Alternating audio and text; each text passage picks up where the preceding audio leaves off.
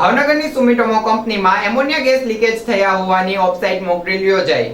આજરોજ ભાવનગરની સુમિટોમો chemical India limited કંપનીમાં એમોનિયા ગેસ લીકેજ અંગેની ઓફસાઇટ મોક ડ્રીલ કરવામાં આવી હતી, જેમાં સુમિટોમો કેમિકલ ઇન્ડિયા લિમિટેડ ભાવનગર ખાતે આવેલ એમોનિયા ગેસ સ્ટોરેજ શેડમાં આવેલ એમોનિયા સિલિન્ડર્સના વાલ્વમાં લીકેજ થવાની ઘટના બનતા દોડધામ મચી ગઈ હતી। કંપનીમાં એમોનિયા લીકેજની જાણ થતાં મોટી સંખ્યામાં લોકો દોડી આવ્યા હતા। કંપની કર્મચારીઓ દ્વારા એમોનિયા લીકેજની જાણ જિલ્લા વહીવટીતંત્રને કરવામાં આવતા કલેક્ટર આર કે મહેતા IASની સૂચના મુજબ ડિસ્ટ્રિક્ટ ક્રાઇસિસ ગ્રુપને એક્ટિવ કરવામાં આવેલ તથા તમામ સભ્યોને તાત્કાલિક સ્થળ પર હાજર થવા જણાવ્યું હતું। ત્યારબાદ કલેક્ટર પણ ઘટના સ્થળ પર પહોંચીને કંટ્રોલ રૂમનો ચાર્જ સંભાળીને વિવિધ સરકારી વિભાગોને પોતાની કામગીરી કરવા સૂચન આપેલ અને એ મુજબ દરેક સરકારી વિભાગે પોતાની કામગીરી બજાવેલ હતી।